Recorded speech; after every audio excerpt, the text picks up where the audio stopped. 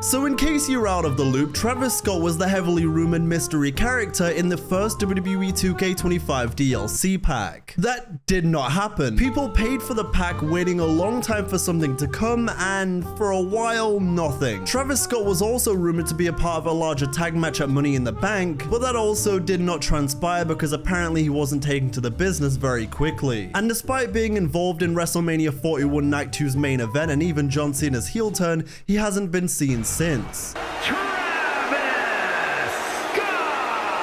But we finally know what they're going to do with this DLC missing member. They're giving us El Grande Americano. WWE Games tweeted, with a unique entrance video and music plus moveset, he will automatically be entitled to players who own the new Wave Pack in September. I'm glad we finally got some communication on this incident, but September is a letdown for so many players. In a weird way, I hope 2K and WWE have partially learned their lesson that sometimes it's better to focus on the actual roster than a celeb endorsement. And hey, listen, I don't think all celebrity endorsement is bad, especially not for 2K, I don't. I think KSI being in the game is cool because I know he's been a wrestling fan. He used to play these games with Deji on his second channel, and he's a huge name. I get it. He has the built-in history with playing video games and playing WWE games, and the history just makes sense. He's been on the products. I get that. But it should never come at the detriment of the quality of your game nor the happiness of your fan base. Additionally, adding a singlet, mask, and entrance music / video should not take nearly 3 months. Plus, there is already a very similar mask in the island.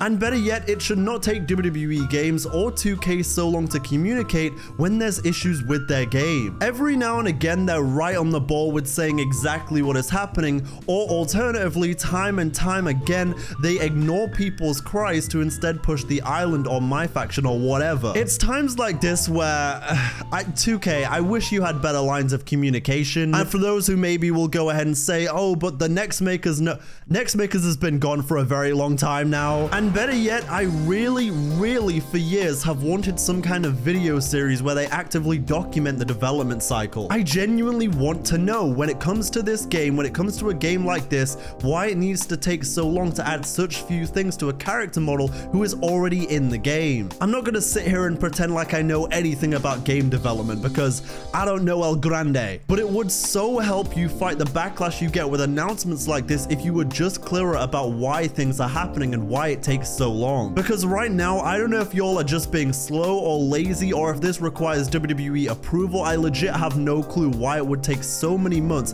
to add in El Grande, especially when everyone should have had this character slot months ago when people paid for it. There's no two ways about it. It's embarrassing and something needs to change. We say it every single year and it's still the case. You couldn't give us someone new like Rey Fenix or Aleister Black, and sure, it makes better business sense to leave them for 2K26, but given that you need to calm the fire that is your angry fan base once again, I think it would have been a wiser decision to choose one of those two, because at least then people say, well, that sucks, but I'd much rather have the Lucha Bros in my game than Travis Scott anyway, so I'll wait till September. I love El Grande Americano as much as the next guy. I think the idea of him being in the game is cool, but September for a glorified reskin? Also, people have custom movesets all over CC for Americano. People in the community create movesets every single week, every single day. It surely cannot be that difficult to say, okay, let's take one of those, adjust it accordingly, and go. And Titantrons. Surely you just get those from WWE, adjust accordingly.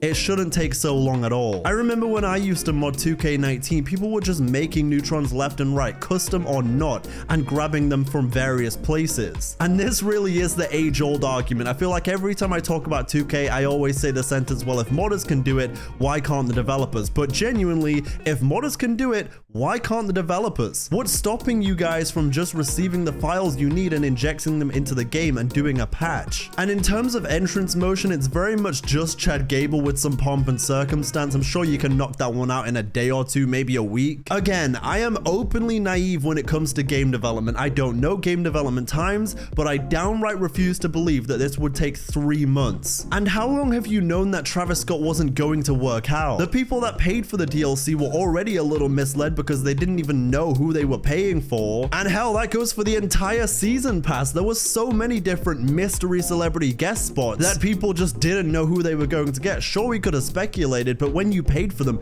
you didn't know that you were getting Jalen Brunson or Tyrese Halliburton or KSI. You didn't know that you were getting Shaquille O'Neal. You didn't know if you were getting Speed or maybe Travis Scott. You didn't know. And to me, that in of itself is such a crazy business concept that you can go ahead and say, hey, these are the slots for your DLC for the year, but this time we're taking a few away and it's just kind of a mystery box. Roll the dice and maybe you'll like them, maybe you won't. We don't care. We've got your money now. And I think it would have been much better if it was a case of, okay, you're getting 5 wrestlers you actually want, and then also on top of that, there's a mystery wrestler, mystery celebrity as well. That's a bonus. Now those players aren't getting it until damn near the end of the life cycle, because by September, this game is already beyond dead, to be honest. Like, there's still DLC coming out and everything, and that's cool, but most people have already finished all the modes. They've had their fun with the game, and they're looking forward to the next one when the new information starts dropping, usually in the new year. And you have to wonder, was this a situation where they were planning on releasing a Grande Americano anyway later in the year? But given this hiccup in the road, they said, okay, let's change this from being a Persona card and release it as DLC instead. You also have to wonder about some of the other options you could have given people in this slot. You could have added my Total Divas GOAT Nikki Bella. She's on Raw regularly again. She returned. She was at Evolution. That would have been way more of value than El Grande Americano. Another name floating around was Bill Goldberg. He just came off the back of his retirement match against Gunther. Why not add him back into these games? He was last in 2K a couple years back. How hard would it have been really